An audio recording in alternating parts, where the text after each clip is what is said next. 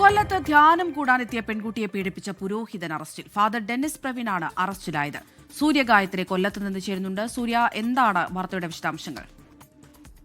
അവിടെ ഈ തിന്മകളെല്ലാം മാറാൻ വേണ്ടി പ്രാർത്ഥന നടത്താം, ശുദ്ധീകരിക്കാം എന്നൊക്കെ പറഞ്ഞാണ് ഈ യുവതിയെ ഇയാൾ പീഡിപ്പിച്ചതെന്നുള്ള വിവരമാണ് ലഭിക്കുന്നത്. ക്രൈസ്തവ പുരോഹിതനാണ് അറസ്റ്റിലായിരിക്കുന്നത്. ഫാദർ ഡെന്നിസ് പ്രവീൺ എന്നയാളാണ് ഇപ്പോൾ ചവറ പോലീസ് അറസ്റ്റ് ചെയ്തിരിക്കുന്നത്. ധ്യാനം കൂടാനെത്തിയ പെൺകുട്ടിയാണ് ഇയാൾ പീഡനത്തിന് ഇരയാക്കിയത്.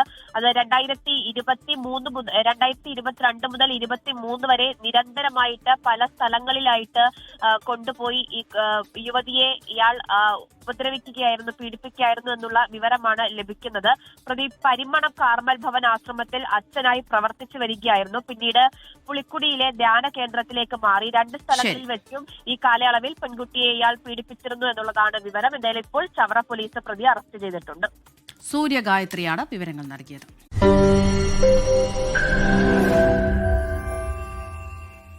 ലോകത്തെവിടെയായാലും ഏത് സമയത്തും 24 വാർത്തകളും ഓഗ്മെന്റഡ് റിയാലിറ്റി പാക്കേജുകളും എക്സ്പ്ലെയിനറുകളും വിശദമായി കാണാൻ ഞങ്ങളുടെ യൂട്യൂബ് ചാനൽ നിങ്ങൾക്ക് സബ്സ്ക്രൈബ് ചെയ്യാം.